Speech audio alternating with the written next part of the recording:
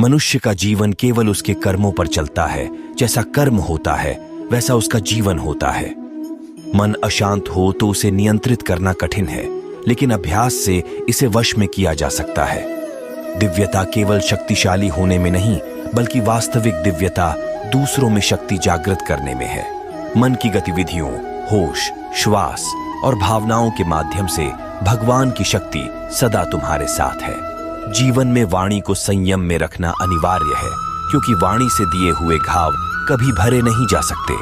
जब हम स्वयं जीवन के शिल्पकार हैं, तो चलो हम अपनी मुश्किलों को हराते हैं, जीवन में मुस्कुराते हैं। एक बार माफ करके अच्छे बन जाओ, पर दोबारा उसी इंसान पर भरोसा करके बेवकूफ कभी न बनो। न हार चाहिए न जीत चाहिए। जीवन में अच्छी सफलता के लिए परिवार और कुछ मित्र का साथ चाहिए। रिश्तों को निभाने के लिए वक्त निकालिए।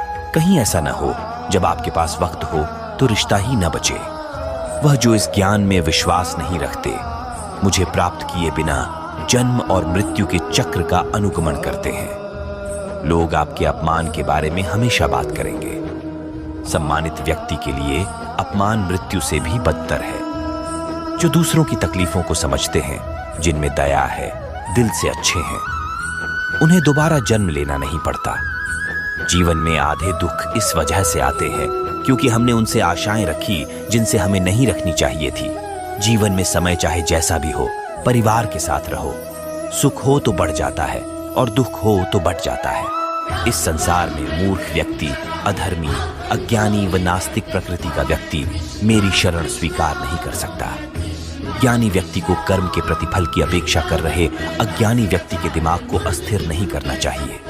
अपने जीवन में कभी भी ना किसी को आनंद में वचन दे, न क्रोध में उत्तर दे और ना ही दुख में कभी निर्णय ले। किसी और का काम पूर्णता से करने से कहीं अच्छा है कि अपना काम करे, भले ही उसे अपूर्णता से करना पड़े।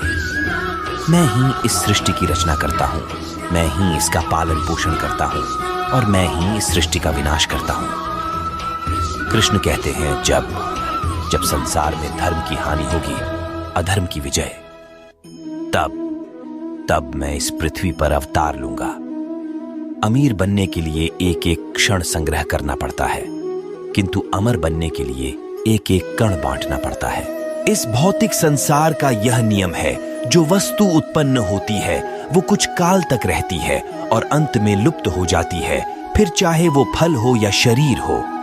किसी का भला ना हो सके तो बुरा भी मत करना, क्योंकि दुनिया कमजोर है, लेकिन दुनिया बनाने वाला नहीं।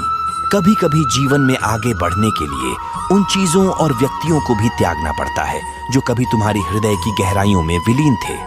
मिटाने से मिटते नहीं, ये भाग्य के लेख कर्म अच्छे तू करता। चल फिर ईश्वर की महिमा देख। कोई नहीं देगा तेरा साथ। यहाँ तुझे लड़ना भी खुद है और संभलना भी खुद है। कोई कुछ भी बोले, स्वयं को शांत रखो। धूप कितनी ही तेज हो, समुद्र सूखा नहीं करते। जो मानव अपनी निंदा सुन लेता है, वह सारे जगत पर विजय प्राप्त कर लेता है। जीवन में दो चीजें हमारा परिचय देती है, हमारा धैर्य जब हमारे पास कुछ भी ना हो और हमारा व्यवहार जब हमारे पास सब कुछ हो।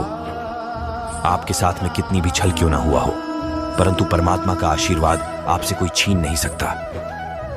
किसी से बदला लेने का आनंद 2-4 दिन ही रहेगा, पर किसी को माफ कर देने का आनंद पूरी जिंदगी रहेगा।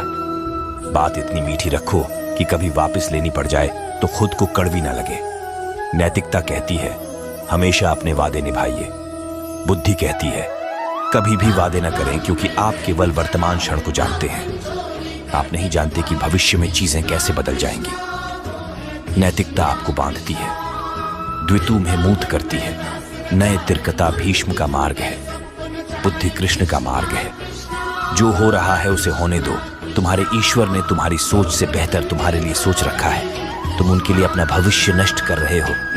जो तुम्हारे असफल और निर्धन होते ही किसी और का साथ देने लगेगी। जो होने वाला है वो होकर ही रहता है, और जो नहीं होने वाला वो कभी नहीं होता।